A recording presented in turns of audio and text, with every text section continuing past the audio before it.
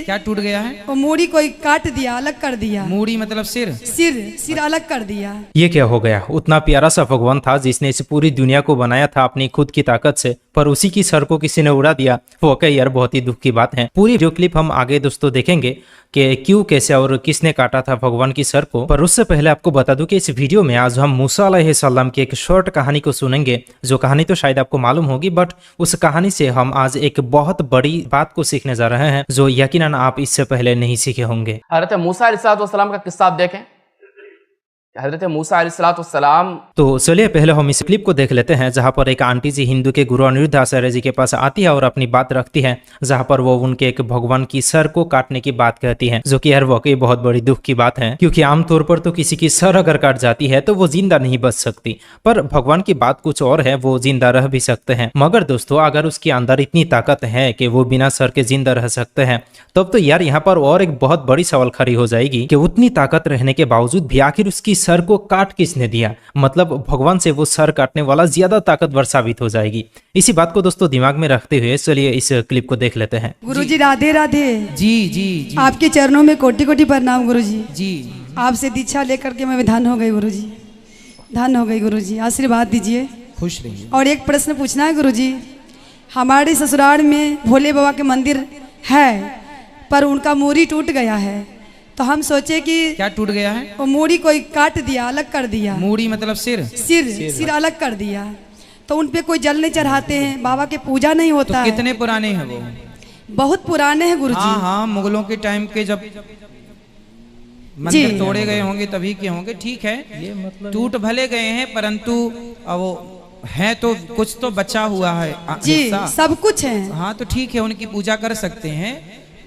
तो अगल बगल में उनके दर्शन करते रहो, बाकी पूजा के लिए अलग स्थापित कर लो। तो हम सोचे गुरुजी, खंडित मूर्ति की पूजा नहीं करते, बात सत्य है जी, लेकिन जो प्राचीन है जी, वो प्राचीनता को नष्ट भी नहीं की जा सकती। उसको दर्शनार्थ रहे आए कि भैया ये था, स्थान तो रहेगा ना जी, बिल्कुल अवशेष तो है। अब जैसे अपना काशी में उस शिवलिंग को भी तो उन्होंने क्षतिग्रस्त कर ही दिया है जी, लेकिन चूंकि फिर भी बिल्कुल है तो छोटा सा बना है तो गुरुजी।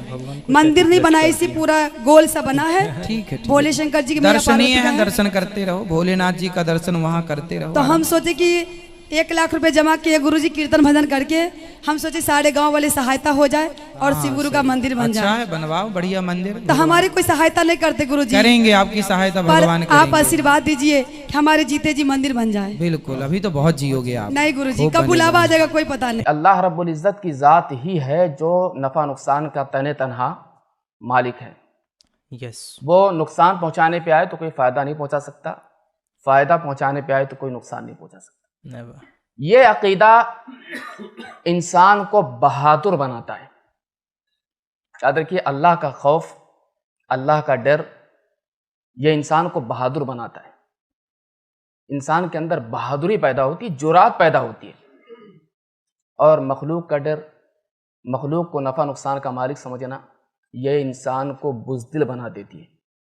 यही वजह है कि आप देखेंगे कि एक आदमी, एक काफिर, इसका ये अकीदा होता है, जहाँ नफ़ा देखा उसी के सामने झुक गया, उसी को खालिक समझ लिया।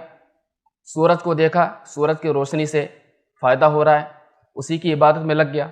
चाँद की इबादत में लग गया। तो जिसको देखता है कि नफ़ा, तो नफ़ा उठाने के लिए, नफ़ा के लालच में उसके सामने सर झुकाने लगता है, उसकी इबादत करने लगता है। कभी लकड़ी के सामने झुकता है, कभी कंकर के सामने झुकता है, अपने से मामूली और हकीर चीज़ों के सामने अपने सर को झुका देता है और अपने आप को जलील और रुस्वा कर लेता है।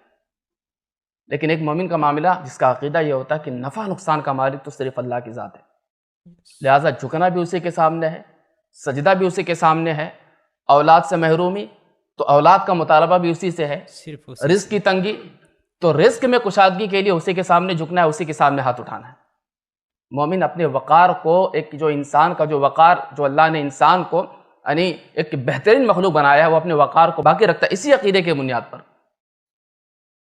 वरना आदमी देखिए, जिसका अकीदा ये नहीं होता है, उसकी ज़िंदगी के अंदर बदशगुनी, नहूसत का मतलब अकीदा और छोटी छोटी चीज़ों से डरना। कभी वो काली बिल्ली से डरता है, जो अल्लाह से नहीं डरेगा वो ऐसे लोगों से डरेगा। जिसके दिल से अल्लाह का डर निकला फिर वो ऐसी चीज़ों से डरेगा। फिर वो यहाँ तक कि लोग, मतलब कितने अफसोस की बात है कि लोग सांप जो मोज़ी जानवर है उसकी इबादत करने लग जाते हैं, उसकी पूजा करने लग जाते हैं। काली बिल्ली को देख कर डर जाता है, अगर दरख्त पर बैठकर उल्लू आवाज दे दे तो उससे डर जाता है। तो जो अल्लाह से नहीं डरेगा, अल्लाह को नफा नुकसान का मालिक नहीं समझेगा, वो ऐसी छोटी छोटी चीजों से डरने लगेगा। तो इस अकीदे से आदमी के अंदर बहादुरी पैदा होती है। अल्लाह का खौफ, नफा नुकसान का मालिक अल्लाह को समझना, ये इंसान को जुरातमंद और बहादुर बनाता है। आप देख लीजिए, बतौर मिसाल एक वाक़या आपके सामने रखता हूँ। हज़रत मूसा अलैहिस्सलाम का किस्सा आप देखें। हज़रत मूसा अलैहिस्सलाम को जब फ़िरौन ने चैलेंज किया और आपके मुकाबले में उसने जादूगरों को बुलाया, बड़े बड़े जादूगरों को, उस इलाके के शहर के बड़े बड़े जादूगरों को उसने इकट्ठा कर दिया।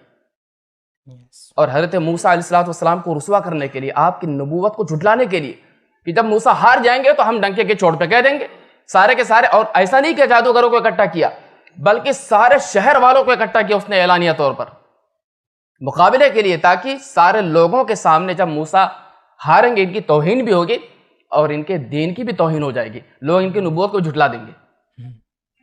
आप देखिए, जादूगर आए, जादूगर आते ही कि भाई हमको फ़िरौन ने बुलाया है, बादशाह ने बुलाया है, अगर हम जीत जाएंगे तो बड़ी नवाजिश होगी, बहुत कुछ मिलेगा। आते ही पूछा कि इनाम क्या होगा?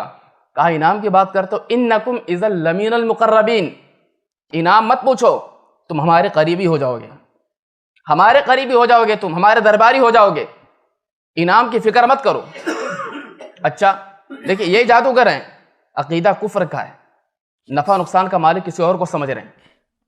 अब देखिए क्या कर रहे हैं, फ़िरौन रस्सी भी डाला तो फ़िरौन का नाम लेकर, मतलब एक जो कहते हैं ना कि कराबत के लिए कि फ़िरौन खुश हो जाएगा और जब जीत जाएंगे तो बड़ी नवाजिश और बहुत कुछ नवाजेगा। तो फ़िरौन के नाम से रस्सी डाला कि जीतने के बाद हम कहेंगे देखो हम तुम्हारा नाम लेकर हमने रस्सी डाला, देखो हम जीत गए, हमने तुम्हारा नाम लेकर जादू का आगाज़ किया था और इसी वजह से हमारी फतह हुई, तो फ़िरौन और खुश हो जाएगा और नवाजेगा। तो देखिए अभी अकीदा और उनकी बुज़दिली देखिए।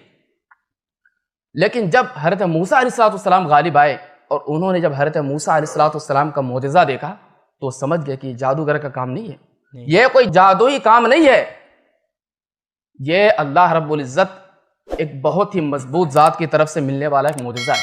ये जादू, इसलिए जादूगर थे समझ गए फौरन कि जादू हो ही नहीं सकता है। अब देखिए, ये जादूगर जो फ़िरौन के बड़े करीब आना चाहते थे, जो फ़िरौन से उम्मीद लगाए बैठे थे, लालच में थे, अब देखिए ये कैसे पलट गए। इसलिए कि अब इनका अकीदा बदल गया ना। अभी तक ये कुफ्र में थे और कुफ्र की वजह से इन्होंने क्या है, फ़िरौन से उम्मीद लगा के रखी थी। लेकिन अब देखिए जब इनके अंदर ईमान आया और जब इन्होंने कहा आमन्ना बिरब्बिल आलमीन, हम क्या है सारे जहान के रब पर ईमान लाते हैं और मूसा के रब पर ईमान लाते हैं। अब इनका जब अकीदा बदला, देखिए बहादुरी कैसे पैदा हो गई। यस, इसलिए दोस्तों दूसरी धर्म के लोगों के तुलना में मुसलमान मेंटली ज़्यादा ताकतवर होती है, क्योंकि मुसलमानों के ये जो अकीदा है कि हमारे मालिक और इस सारे जहां के मालिक सिर्फ एक हैं और इस दुनिया में जितनी सारी चीज़ें हैं उन सब को उसी ने पैदा किया है। तो दूसरी धर्म के लोग जिन चीज़ों से डरते हैं वहाँ मुसलमान बहादुर बन जाता है। तो खैर आज की इस वीडियो में इतना ही। अस्सलाम वालेकुम।